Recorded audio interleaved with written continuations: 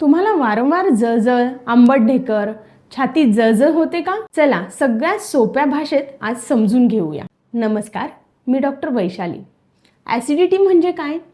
तर ॲसिडिटी म्हणजे आपल्या पोटात तयार होणाऱ्या ॲसिड म्हणजेच HClचं प्रमाण जास्त होणे किंवा चुकीच्या वेळेला ते रिलीज होणे.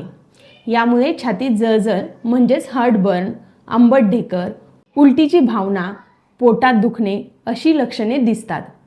आता बोलायचंच झालं तर याला पित्त वाढणं असं म्हणतात.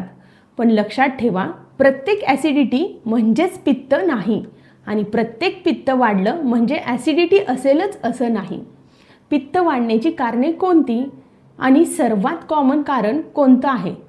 तर चुकीचा आहार, खूप स्पायसी, ऑइली, जंक फूड, जास्त चहा, कॉफी, जास्त वेळ उपाशी राहणे किंवा मील स्किप करणे, चुकीची लाईफस्टाईल, हॅबिट्स, उशिरा झोपणे, लगेच जेवणानंतर झोपणे, एक्सरसाइजचा अभाव, स्ट्रेस आणि टेन्शन.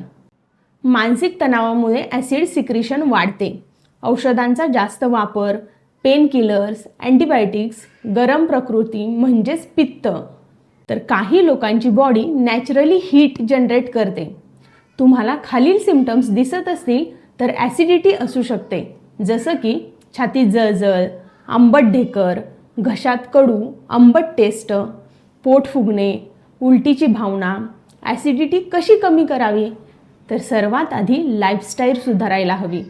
वेळेवर जेवण करा, खूप तिखट, तेलकट टाळा, जेवणानंतर लगेच झोपू नका, स्ट्रेस कंट्रोल करा, मेडिटेशन, वॉकिंग करा.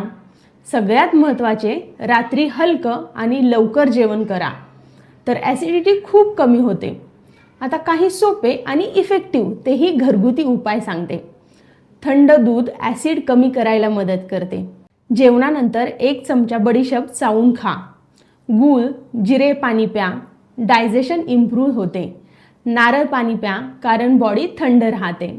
तुळशीची 4 ते 5 पानं चावून खाल्ली तर आराम मिळतो. पण हे सगळं उपाय टेम्पररी रिलीफ देतात.